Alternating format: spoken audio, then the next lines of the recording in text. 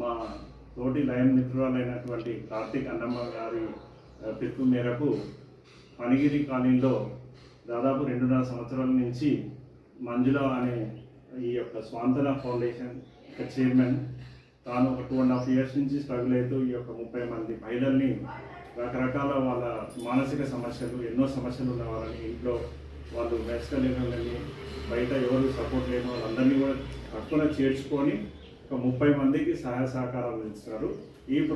ఈ యొక్క ఇన్స్టిట్యూట్ని కూడా డెవలప్ చేయాలని మేము లయన్స్ క్లబ్ వాళ్ళు కూడా అందరికీ విన్నవిస్తున్నాను. మా డిస్టిక్లో కానీ ఉన్నా దీనికి సపోర్ట్గా మా కార్తీక్ అన్నమ్మ గారు కూడా వీళ్ళ మీద సపోర్ట్ కోసం ప్రయత్నం చేస్తున్నారు. మా లయన్స్ క్లబ్ తరఫున తప్పకుండా మా సాయశక్తుల ఈ యొక్క ఇన్స్టిట్యూట్కు, అలాగే ఇంత మంచి 30 మందిని అకామిడేషన్ చేసుకున్న మంజుల గారికి కూడా ధన్యవాదాలు. ఇక్కడ ఉన్న స్టాఫ్ కూడా క్రమశిక్షణగా ఉన్నారు. నాగలక్ష్మి వీళ్ళందరూ కూడా వారికి సహకరించేందుకు ఇంకా మంచిగా చూసుకోవాలని మా తరఫున ఏ సహాయం ఉన్నా కానీ మేము కానీ మేడం కానీ చేస్తాం.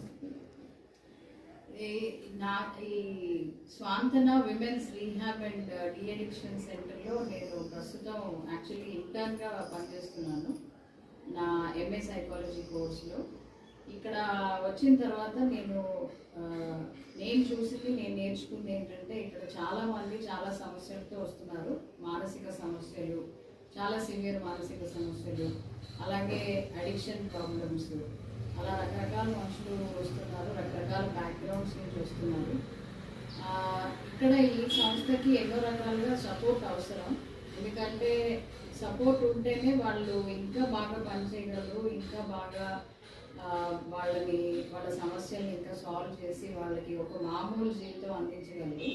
సో అందుకని నేను మన లయన్స్ క్లబ్లో చాలాసార్లు ఈ విషయం డిస్కస్ చేయడం వల్ల మనం ఇక్కడ ఏదైనా మంచి కార్యక్రమాలు చేద్దాము అని ఒక నిర్ణయం తీసుకున్నాము.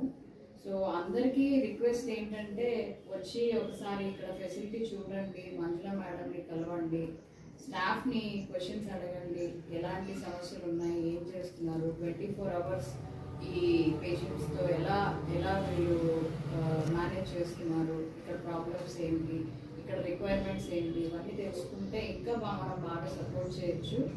వీళ్ళకి సెల్ఫ్ ఎంపవర్మెంట్ కోసం ఎన్నో రకాలైన కార్యక్రమాలు ఉన్నాయి. అంటే జూట్ బ్యాగ్స్ తయారు చేయడము, దివాళీకి దియాస్ తయారు చేయడము, స్టిచ్చింగ్ నేర్పించడము, క్రాఫ్ట్స్ నేర్పించడం, ఆర్ట్ నేర్పించడం.